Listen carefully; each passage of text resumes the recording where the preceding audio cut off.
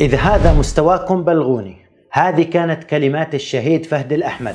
بيقول القائمين على الرياضة في الكويت إنه كل شيء يتعلق بالرياضة قد تراجع بعد رحيله. منتخبات، أندية، دوري، لاعبون، إداريين، مسؤولين، حكام، وحتى العناوين الرياضية المدوية قد تراجعت في غيابه، وبيصفوه إنه رجل بألف وقيادي ذو قبضة حديدية، وكان يعرف كيف يحفز اللاعبين ويقفز بأرواحهم إلى منصات التتويج قبل أجسادهم. هذا ما وصفوه عن الراحل فهد الأحمد.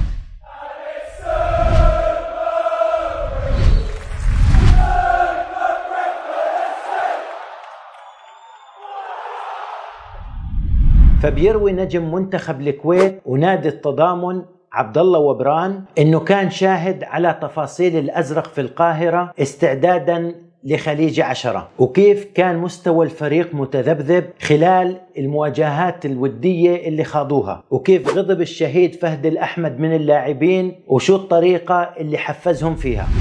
فبيحكي وبران انه كان من ضمن الفريق ولكنه ما شارك في اي مباراة من البطولة، وانه كان صغير في العمر في هذيك الفترة. فكان الفريق بيستعد لكأس الخليج، والاهمية كانت مضاعفة للازرق كونه خسر اللقب في السعودية. وبيحكي سنستضيف البطولة بعد ايام، والشارع الرياضي لن يقبل بشيء اقل من الكأس. وبكمل وبران كلامه انه لعبنا مباراة تجريبية امام منتخب بولندا، وما كان مستوى الفريق مطمئن أبدا. الأمر اللي أثار غضب الشهيد فهد الأحمد حينها، وطلب اجتماع فوري مع اللاعبين والجهاز الفني، ولكن كان الاجتماع موجز ومختصر، وما قال الشهيد سوى تلك الكلمات: إذا كان هذا مستواكم اللي تظهرون عليه في البطولة فبلغوني من الحين عشان أخبر الإعلام والجماهير بالكويت إنه مشاركتنا حتكون هامشية ولا تنتظرون الكأس من ورانا. هذا كل الكلام اللي قاله الشهيد فهد الأحمد.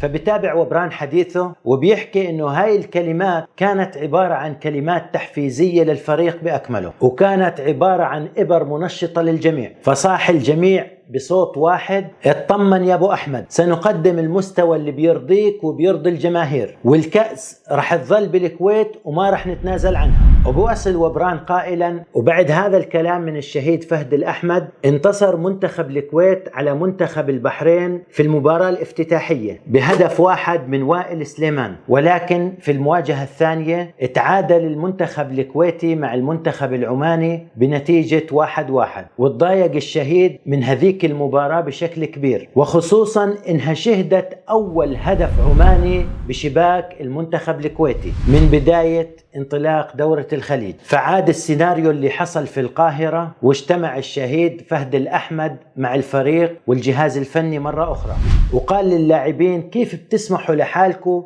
إنكم تظهروا بهذا المستوى الفني الهزيل؟ ما خجلتوا من كل هاي الجماهير اللي بتساندكم وبتوقف معاكم في كل مباراة؟ وقال الشيخ فهد الأحمد ساعتها: إذا ما وعدتوني بتحسن الأداء رح نشرك الفريق الاحتياطي.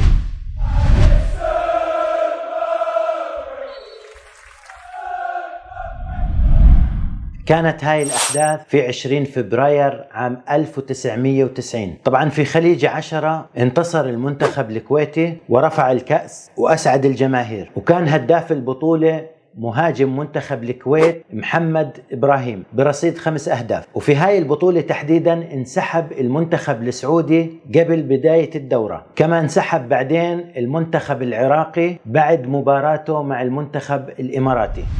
كانت هاي الأحداث ما بين فبراير ومارس من عام 1990. وهيك بتكون قصتنا انتهت لليوم. بتمنى انها تكون اعجبتكم، وانتظروني في قصص جديدة من مباريات واحداث لم ينقلها لنا الاعلام. لا تنسوا الاشتراك بالقناة والاعجاب بالفيديو. كان معكم نضال العسل، والسلام عليكم ورحمة الله.